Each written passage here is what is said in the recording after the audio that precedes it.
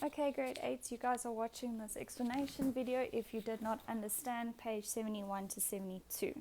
Okay, so 71 to 72 is just basically giving you an explanation about how to write algebraic expressions. So what is done and what is not done. Okay, and we've been through a couple of them before.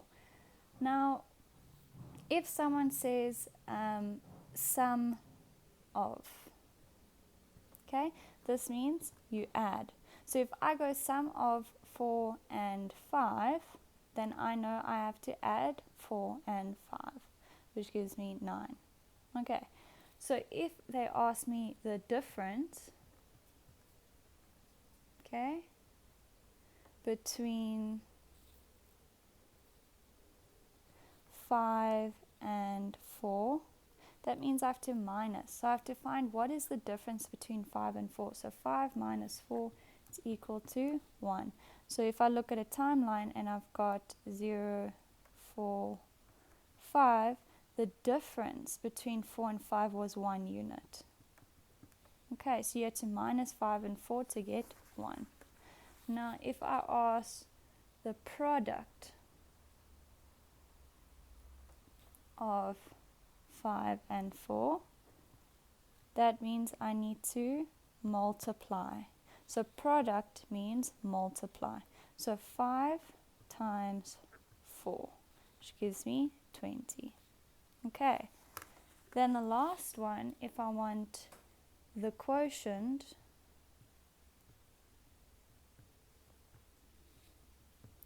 when 5 is divided by 4, that means I need to divide. So quotient means divide. So 5 divided by 4, whatever my answer is there is my quotient. Okay, if I have now, I've done it with numbers, so now I'm going to do it in algebraic expressions, which is what you've been working with.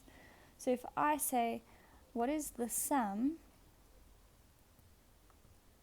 of x and the sum of 5 and a number. So they don't tell me what the number is, so they want to know if they put any number in it, they want an algebraic expression for that. So then it would be 5 plus x or y or r or whatever letter you want to use. But I know if they say 5 and 4, then I just put 4 where I put x. 5 and 20, I just put 20 where I put x. Okay, so a number is a variable. If I do the difference, so the difference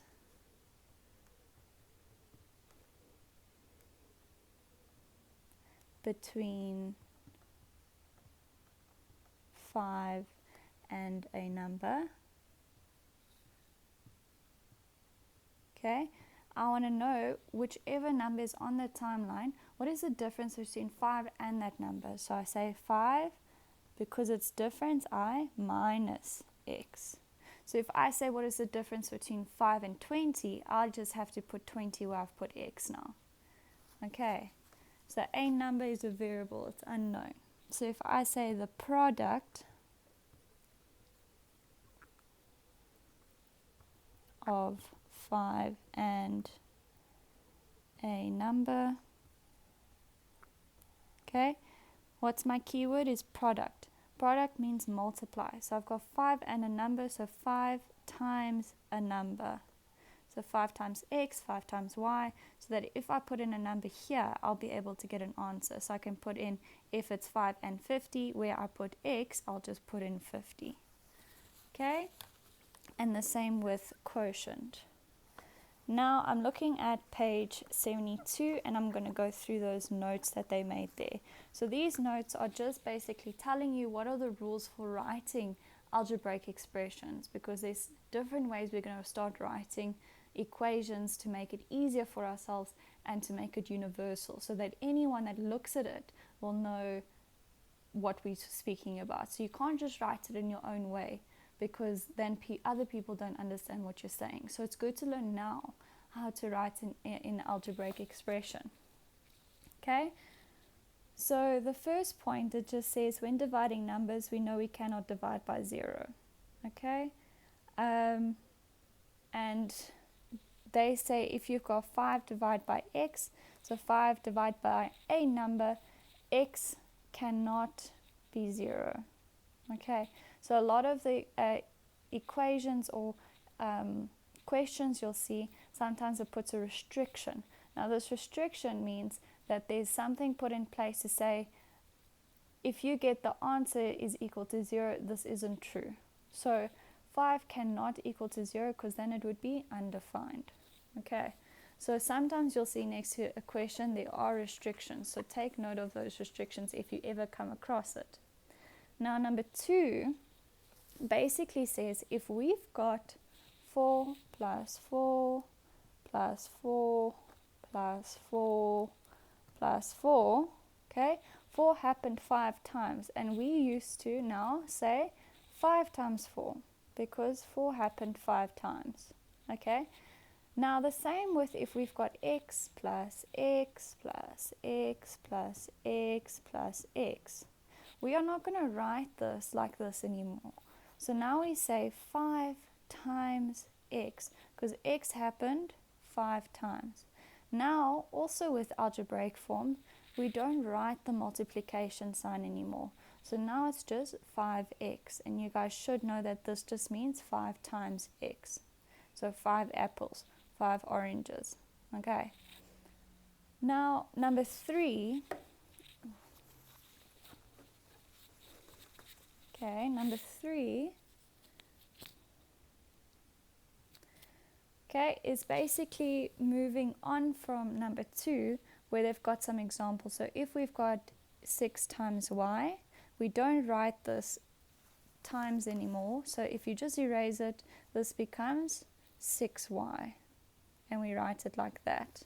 Okay, so we don't write the multiplication sign anymore, and the reason why we do this is to make our expressions a lot easier, because otherwise you've got x times y plus 3 times y plus, so instead of doing that, we write 6y plus 3y, just to make it easier for ourselves. Okay, but now if we've also got, so 7 times a times b, okay, because these two aren't the same, so this is apples and this is bananas, so I can't multiply them together. So, but now I need to get rid of these multiplication signs. So it will be 7ab. Okay, so if I ask you to simplify an expression, okay, and I give you that, this is what I'm asking for. So a simplified, more condensed version. Okay, if I've got x times y, then I write this as xy, because I know just by looking at that it's x times y, so then it's fine. Okay, now let me go on to point 4. Okay, so with point 4, now that we know with multiplication of variables how to write it, there's also another thing you need to keep in mind with writing it.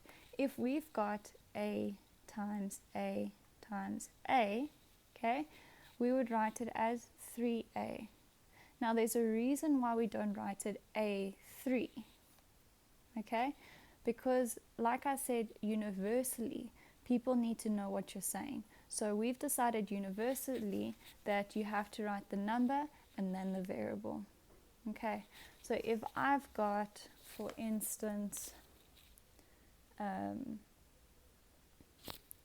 7 times a times a, plus, if we go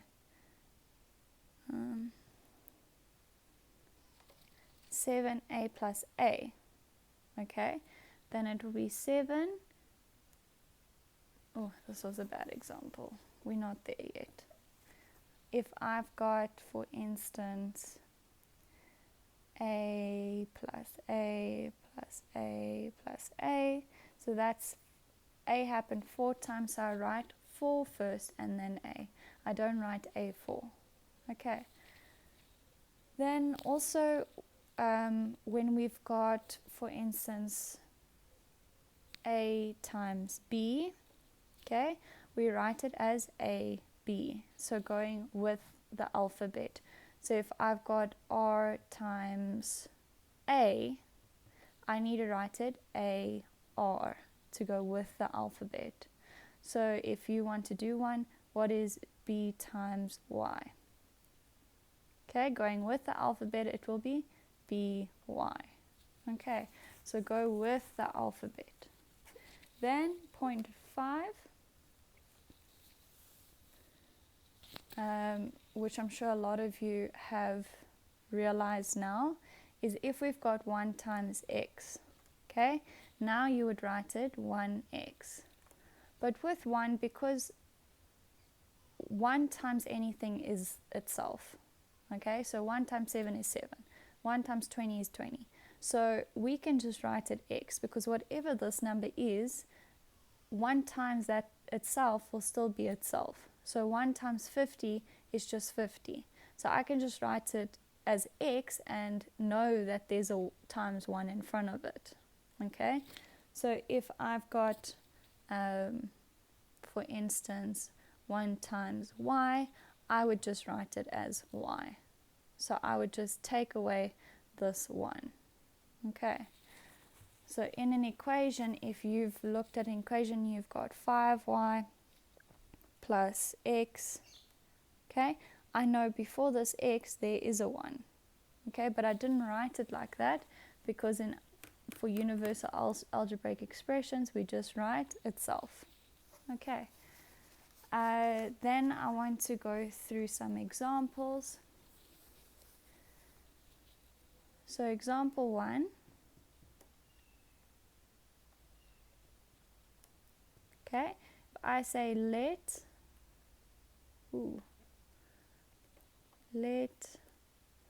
a number, so any number, which means I've got a variable, be the variable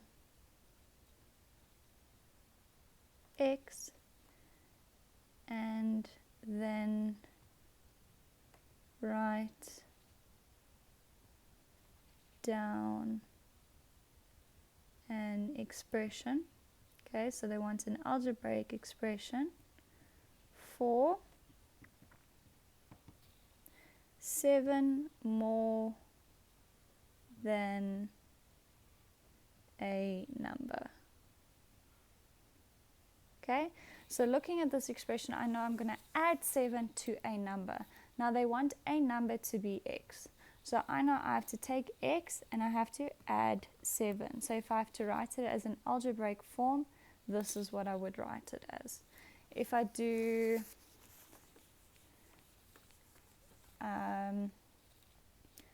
a quarter of a number, okay, they want a number to be x. So a quarter of a number, that's times. So a quarter times x, and how do I write this now? Is just a quarter x. Now you guys need to get into the habit of writing this as x over 4. And I'll show you why this is the same as that. So if we've got a quarter times x, this is basically x over 1. Now with multiplication, you times the top and you times the bottom. So this is x over 4. So if I've got a quarter of x and I've written it like this, you need to know that it's x over 4. Okay, if you're not sure about this, please let me know and I'll explain it again.